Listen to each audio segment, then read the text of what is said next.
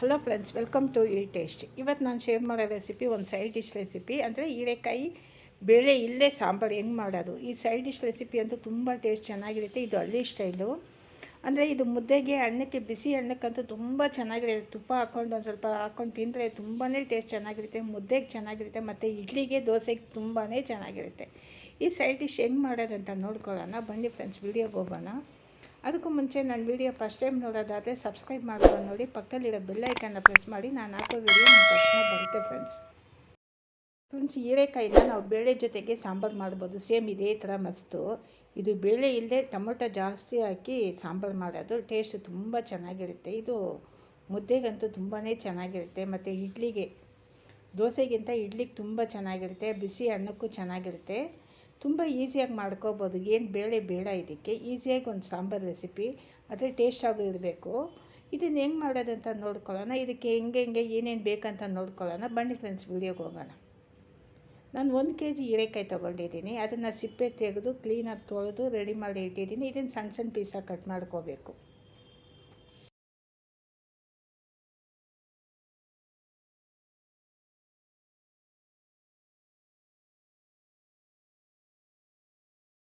ಇದಕ್ಕೆ 100 ಗ್ರಾಮು ಸಣ್ಣ ಈರುಳ್ಳಿ, ಒಂದು ದಪ್ಪ ಈರುಳ್ಳಿ, 2 ಹಸಿಮೆಣ್ಸಿನ್ಕಾಯಿ ಮತ್ತು ಬೆಳ್ಳುಳ್ಳಿ 2 ಹಲ್ಲು ಅನ್ನೋದು, ಟೊಮೆಟೊ 1/4 kg, ಒಂದು 5-6 ಒಣಮೆಣ್ಸಿನ್ಕಾಯಿ. ಇದಕ್ಕೆ ಬೇಕಾಗಿರೋದು ಇಷ್ಟೇ. ನಿಮಗೆ ಬೆಳ್ಳುಳ್ಳಿ ಬೇಡ ಅಂದರೆ ಸ್ಕಿಪ್ ಮಾಡ್ಕೋಬೋದು. ಇದೆಲ್ಲ ಬೇಕಾಗಿರೋ ಸಾಮಾನುಗಳು ಒಗ್ಗರಣೆಗೆ. ಇದನ್ನು ಈಗ ಫಸ್ಟು ನಾವು ಕಟ್ ಮಾಡ್ಕೊಳ್ಳೋಣ ಸಣ್ಣ ಸಣ್ಣ ಪೀಸಾಗಿ.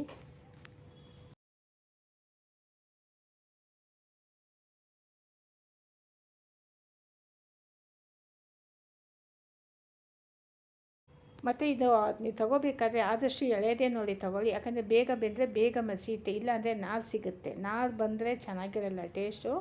ಅದರಿಂದ ನೀವು ನೋಡಿ ತೊಗೊಳ್ಳಿ, ಎಳೆಯದಾಗಿರೋದು ತೊಗೊಳ್ಳಿ. ಟೇಸ್ಟ್ ಅಂತೂ ತುಂಬಾ ಚೆನ್ನಾಗಿರುತ್ತೆ. ನೀವು ಒಂದು ಸತಿ ಮಾಡಿದ್ರೆ ಮತ್ತು ಇದನ್ನೇ ಇದನ್ನೇ ನೀವು ಮಾಡ್ತೀರಾ ಸಾಂಬಾರು. ಯಾಕಂದರೆ ಅಷ್ಟು ಟೇಸ್ಟು ಚೆನ್ನಾಗಿರುತ್ತೆ.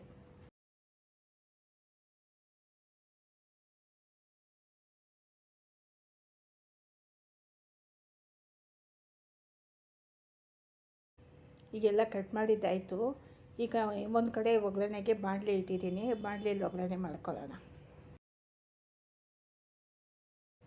ಇದನ್ನು ಮಸ್ತು ಬಿಟ್ಟು ಇನ್ನೊಂದು ಸತಿ ಒಗ್ಗರಣೆ ಮಾಡ್ತೀವಿ. ಅದರಿಂದ ನೀವು ಸಾಸಿವೆ ಒಂದು ಸ್ವಲ್ಪ ಕಡಿಮೆನೇ ಹಾಕ್ಕೊಳ್ಳಿ. ಎಣ್ಣೆ ಒಂದು 3-4 ಟೇಬಲ್ ಸ್ಪೂನಷ್ಟು ಸೇರಿಸ್ಕೊಳ್ಳಿ, ಸಾಕು.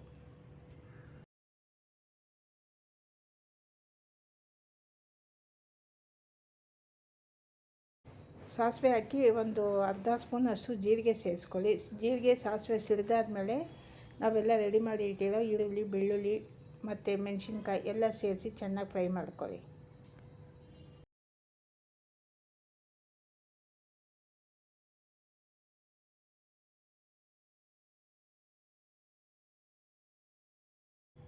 ಇದೆಲ್ಲ ಫ್ರೈ ಆಯಿತು. ಈಗ ಟೊಮೊಟೊ ಸೇರಿಸಿ ಅದನ್ನು ಚೆನ್ನಾಗಿ ಫ್ರೈ ಮಾಡ್ಕೊಳ್ಳೋಣ.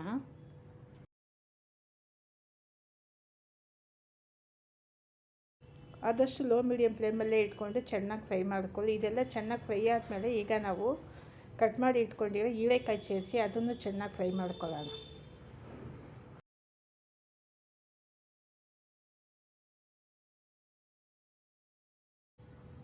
ಹೀರೆಕಾಯಿನ ಕೈ ಬಿಡದೆ ಚೆನ್ನಾಗಿ ಮಿಕ್ಸ್ ಮಾಡ್ಕೊಳ್ಳಿ. ಕೆಳಗಿಂದ ಕ್ಲೀನಾಗಿ ಮಿಕ್ಸ್ ಮಾಡ್ಕೊಳ್ಳಿ.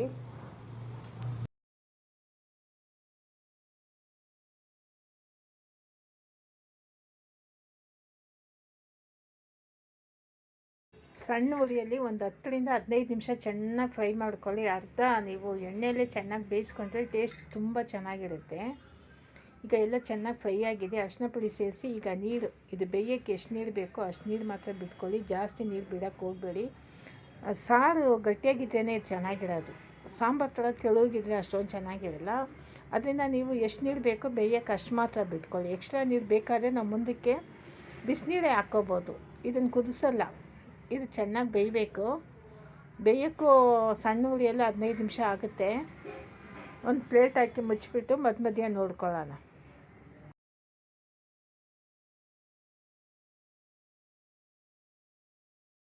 ಬೆಂದಿದೆ ಅಂತ ನೋಡಿಕೊಂಡು ಮತ್ತೆ ಬೆಂದಿಲ್ಲ ಅಂದರೆ ಬೇಯಿಸಬೇಕು. ಇದು ಇನ್ನೂ ಬೆಂದಿಲ್ಲ, ನೋಡಬೇಕಾದ್ರೆ ಗೊತ್ತಾಗುತ್ತೆ. ಇನ್ನೂ ಬೆಂದಿಲ್ಲ. ಟೊಮೊಟೊನೂ ಹಂಗೆ ಇದೆ.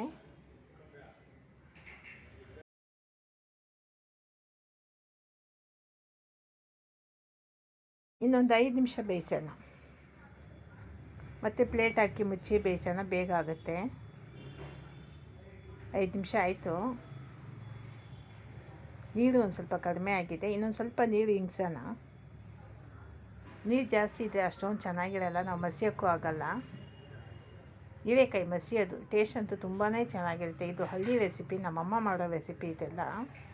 ಇದು ಜೊತೆಗೆ 1-2 ಬದನೆಕಾಯಿ ಹಾಕಿ ಮಾಡೋ, ಅದು ತುಂಬ ಚೆನ್ನಾಗಿರೋದು. ನೀವು ಬೇಕಾದರೆ ಬದನೆಕಾಯಿನೂ ಸೇರಿಸ್ಕೊಂಡು ನೀವು ಮಾಡ್ಕೊಬೋದು ಇದರಲ್ಲೇ.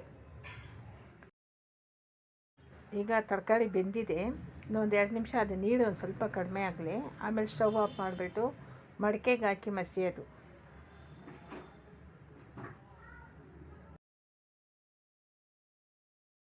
ಮಡಿಕೆ ರೆಡಿಯಾಗಿ ಇಟ್ಟಿದ್ದೀನಿ.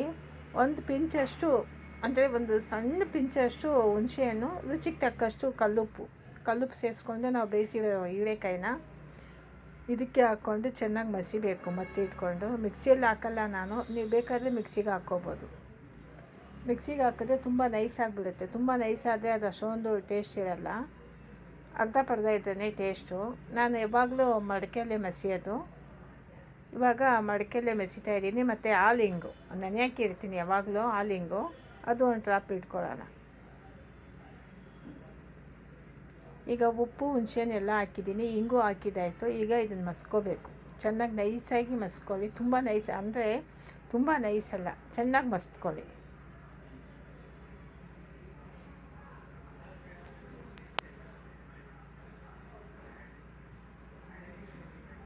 ನೋಡಿ ಮಸ್ತಿದ್ದಾಯಿತು, ತುಂಬ ಗಟ್ಟಿ ಇದೆ. ಇದಕ್ಕೆ ನೋಡ್ಕೊಂಡು ನಾನು ಒಂದು ಕಡೆ ಬಿಸಿನೀರು ಕುದಿಸ್ತಾ ಇದ್ದೀನಿ ಜಗ್ಗಲ್ಲಿ. ಆ ನೀರು ಬಿಟ್ಟು ಮತ್ತೆ ತೊಳ್ಕೊಂಡು, ನೀರು ಬೇಕಾದರೆ ಮತ್ತೆ ಸೇರಿಸ್ಕೊಳ್ಳೋಣ, ಇಲ್ಲಾಂದರೆ ಬೇಡ. ಇಡ್ಲಿಗಂತೂ ಈ ಸಾರು ತುಂಬ ಚೆನ್ನಾಗಿರುತ್ತೆ, ಇಡ್ಲಿ ಮುದ್ದೆಗೆ, ಬಿಸಿ ಅನ್ನಕ್ಕೆ. ನಿಮಗೆ ಎಷ್ಟು ಗಟ್ಟಿ ಬೇಕು ಅನಿಸುತ್ತೋ ಅಷ್ಟು ಗಟ್ಟಿಯಾಗಿ ನೀವು ಮಾಡ್ಕೊಳ್ಳಿ. ತುಂಬ ತೆಳುಗೆ ಮಾಡ್ಕೊಂಡ್ರೆ ಅಂತೂ ಇದು ಚೆನ್ನಾಗಿರಲ್ಲ. ಆದಷ್ಟು ಒಂದು ಸ್ವಲ್ಪ ಗಟ್ಟಿಯಾಗಿದ್ದೇ ಚೆನ್ನಾಗಿರೋದು. ಗಟ್ಟಿಯಾಗೇ ಇದೆ, ಬೇಕಾದರೆ ಇನ್ನೊಂದು ಸ್ವಲ್ಪ ನೀರು ಸೇರಿಸ್ಕೊಳ್ಳೋಣ. ಇನ್ನೊಂದು ಸಣ್ಣ ಲೋಟ, ಅರ್ಧ ಲೋಟ ನೀರು ಸೇರಿಸ್ಕೊಳ್ಳೋಣ, ಸಾಕು, ಇಷ್ಟೇ ನೀರು. ಇದು ಮತ್ತೆ ಒಗ್ಗರಣೆ, ಫಸ್ಟೇ ಒಗ್ಗರಣೆ ಹಾಕಿದ್ದೀವಿ, ಮತ್ತು ಇನ್ನೊಂದು ಒಗ್ಗರಣೆ ಹಾಕಿದ್ರೆ ಚೆನ್ನಾಗಿರುತ್ತೆ. ಸಾಸಿವೆ, ಕರಿಬೇವು ಮತ್ತು ಬಡಗಮ್, ನಾನು ಬಡಗಮ್ ವೀಡಿಯೋ ಹಾಕಿದ್ದೀನಿ, ಅದನ್ನು ಈಗ ಒಗ್ಗರಣೆ ನೋಡಿ. ಎಣ್ಣೆ ಹಾಕಿದ್ದೀನಿ, ಎಣ್ಣೆ ಹಾಕಿ ಬಡಗಮ್, ಅದರಲ್ಲೇ ಸಾಸಿವೆ ಎಲ್ಲ ಇದೆ. ಅದು ಕ್ಲೀನಾಗಿ ಸಿರಿದಾದ್ಮೇಲೆ ಕರಿಬೇವು ಹಾಕಿ ಸ್ಟವ್ ಆಫ್ ಮಾಡಿಬಿಟ್ಟು ಈ ನಮ್ಮ ಮಸ್ತಿರೋ ಸಾರನ್ನ ಇದಕ್ಕೆ ಸೇರಿಸ್ಕೊಳ್ಳೋಣ. ಘಮ ಚೆನ್ನಾಗಿರುತ್ತೆ. ಬಡಗಮ್ ಸಿಡಿತಾ ಫ್ರೈ ಆಗ್ತಾ ಘಮ ಅಂತೂ ತುಂಬ ಚೆನ್ನಾಗಿರುತ್ತೆ. ಇದು ಮಸಿಯೋ ಸಾರಿಗಂತೂ ಆ ಬಡಗಮ್ ಟೇಸ್ಟ್ ತುಂಬ ಚೆನ್ನಾಗಿರುತ್ತೆ. ಮಸೊಪ್ಪಿಗೆ, ಹೀರೆಕಾಯಿ ಮಸಿಯೋದು, ಬದನೆಕಾಯಿ ಮಸಿಯೋದು, ಇದಕ್ಕೆಲ್ಲ ಬಡಗಮ್ ತುಂಬ ಟೇಸ್ಟು. ಕರಿಬೇವು ಹಾಕಿ ಸ್ಟವ್ ಆಫ್ ಮಾಡಿಬಿಟ್ಟೆ. ಈಗ ಆ ಸಾರನ್ನ ಇದಕ್ಕೆ ಸೇರಿಸ್ಕೊಳ್ಳೋಣ ಬಾಣಲಿಗೆ. ಹೀರೆಕಾಯಿ ಮಸ್ತಿರೋ ಸಾಂಬಾರು ತುಂಬ ಚೆನ್ನಾಗಿ ರೆಡಿಯಾಗಿದೆ. ಇದು ಇಡ್ಲಿಗೆ ತುಂಬ ಚೆನ್ನಾಗಿರುತ್ತೆ, ಮುದ್ದೆಗೆ ಚೆನ್ನಾಗಿರುತ್ತೆ. ನಿಮಗೆ ವಿಡಿಯೋ ಇಷ್ಟ ಆದರೆ ಶೇರ್ ಮಾಡಿ, ಲೈಕ್ ಮಾಡಿ, ಸಬ್ಸ್ಕ್ರೈಬ್ ಮಾಡಿ. ಮುಂದಿನ ವೀಡಿಯೋದಲ್ಲಿ ನೋಡೋಣ. ನೀವು ಇದ್ರ ಜೊತೆಗೆ ಬೇಕಾದರೆ ಬದನೆಕಾಯಿನೂ ಹಾಕಿ ನೀವು ಮಸಿಬೋದು. ಟೇಸ್ಟ್ ಅಂತೂ ತುಂಬ ಚೆನ್ನಾಗಿರುತ್ತೆ. ಮುಂದಿನ ವೀಡಿಯೋದಲ್ಲಿ ನೋಡೋಣ ಫ್ರೆಂಡ್ಸ್.